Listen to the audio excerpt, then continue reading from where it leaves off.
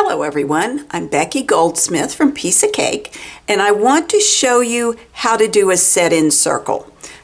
This block is from Bullseye Quilts, from vintage to modern, and it's actually a block this size, one of the 20-inch finished, and it just almost doesn't fit on my table here. So I've got the block made, and it's round. And what I want to do is set the corners on it. Now I have already set this ring around this ring. Let me just say that setting in circles is always the same. You identify north, south, east, and west, and the diagonal centers in between of whatever two circle pieces you're putting together. Place whatever's in the middle, underneath but right side up. Place the next ring or inner curve over it, also right side up, with the hole in the middle. Then what you do, now for this especially, when you're getting ready to set the round block into the corners, make sure you're pointing whatever's in the center the way you want it, because if I set this in just a little bit over, then this seam would be up, and I didn't like that. I liked it better when the center, the middle of one of these wedges went north, south, east, and west. Okay, so that said, pay attention to that. Then you follow, it's really easy, you can follow out from the center. Okay, there's a side, and if it's easier to see, mark that with a pin, right? And from here, that's going to be north. This is going to be south. And that's going to be east. So I'm marking those. The seams here mark north, south, east, and west on my corners. I've already folded these in the middle, finger pressed them, and marked my diagonal centers here. And here you can even count to the center. So boom, boom, boom. That's going to be a diagonal. So I can mark that. And you can do that all the way around. And then, okay, let's just do this. 1, 2, 3, just like that. All right, then what you do to bring these together, just pick a spot. I'm going to do it down here because it's closest to me. I am going to fold this in. Now, I know that, let me pull this in. I know that this is my southern point, and I want this seam right there. I'm going to mark it with a positioning pin. And I'm going to mark it with the positioning pin there, line it up, make sure that right there at that point, these two edges are flush, and I'm going to pin it. Just like that. I'm pinning in an awkward direction because of the camera. Then I would either, maybe this is how I do it because this is such a big block, I would do the same thing here. I'm going to fold this in, placing the fabric right sides together. I'm going to use my positioning pin to match the seam and the point. I'm going to make sure those edges are straight, and I'll pin that. Now, every time you bring the outside in, you can look at whatever it is and make sure it points toward the center. So I would go around and do north, south, east, and west, and at the same time I would get my diagonal centers, and I think this is where that pin was, and I would mark that here, and I would point this point toward the center. That helps line the fabric up, and I would pin. Next, once you get all of those pinned, you'll have the fabric pulled into the center like this. All right, pretend like that's all pinned. Next, you go in and gently match these edges, the concave curve with the convex curve, and put as many pins as you want to in here to hold it. Now, remember that the shape on top is going to spread open a little bit. The shape on bottom is going to stay flat, so I don't recommend picking up these. Once you get past the very center, it's very difficult to pin well if you pick this up in your hand. You do better if you pin flat.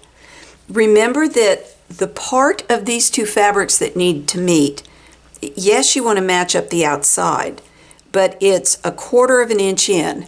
That's where the seam is. That's where you want the fabrics to not pleat over themselves, to fit perfectly. So any gathering that happens inside of that 1/4 inch seam allowance, well, that's fine. It really has to do that because once you sew it, it presses open. So you wouldn't want it to be too tight. I think that makes sense. Once you get it pinned all the way around, take it to your sewing machine and sew with this flat against the bed of your machine. And remember that you're sewing a curve. You can't pull this edge straight in front of the needle. You're going to want to slowly feed it under the needle using your 1/4 inch foot to keep a perfect seam allowance there. The hardest circle to set in is the center one, and the only reason it's hard is because it's small. And in all other cases, you take the paper out of your rings before you set them together because the paper gets in the way. Trust me on this, you take the paper out. But for the center, it works better if you leave the paper in. Now, I have marked the shapes I want to fit here, the north, south, east, and west, because it's just easier. And I marked it on the inside edges of the ring as well. All right, so here I want to make sure that my pins are in the same place. Yes, they are. What I'm going to do is work in the same fashion but tinier. So I would fold this over. Now I know where that pin is. I'm going to take it out. I'm going to put a positioning pin in here. And I'm going to put a positioning pin in here. I'm going to make sure, see, I kind of guesstimated wrong. I want to make sure I get these lined up. There. And I'm going to put a pin right there. Now, the next one I'm going to pin will be here.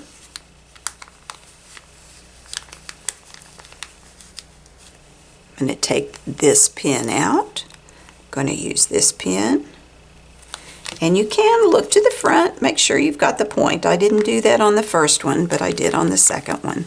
I'm going to swing this around. And then I'm going to pin close to that point.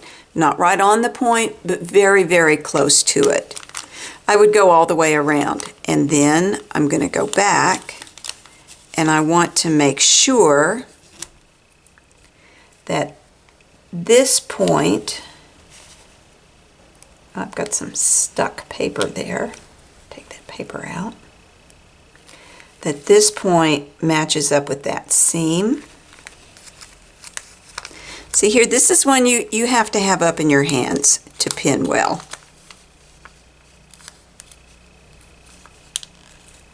And I might go all the way around and do that, or I might come in here. And see how I'm going to get my hands in and make this lay flatter.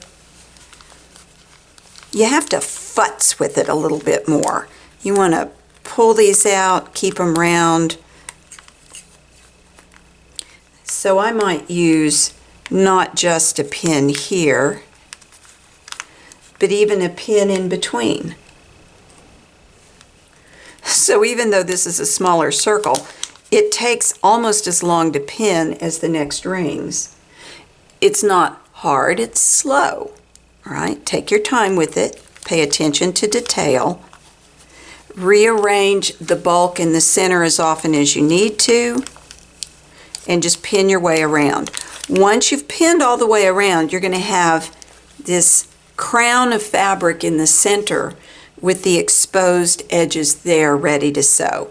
And it's the same thing. You put it in your sewing machine, use the edge of your 1/4 inch foot as a guide, sew slowly, remove the pins as you go, take your time, feed that curve into place until you've sewn all the way around. Then you can, and I have one that I've already sewn, then you remove the paper from not just the seam allowance but inside and press. And when you press, you'll be pressing those all the seam allowances toward the center in all likelihood. You could press them the other way, but boy, that's a lot of bulk where all those seams would overlap. So that is how you do it. When you open it up, if you think to yourself, man, I got myself a little pleat, I want to go back and fix it, well, use your seam ripper and rip it out and go back and fix it. But amazingly enough, you don't have to fix it very often, very, very rarely, if you take your time, sew slowly and carefully. So that is how you do set-in circles. Whether it's setting in the center circle or setting in each consecutive ring or putting the corners on the block, it works like a charm. Once you get this sorted out, once you get comfortable with sewing circles together, it opens up a world of possibilities. So I hope you enjoyed this little tip on how to do set-in circles. I hope you enjoy making your bullseye quilts. Thank you for watching and have many happy stitches.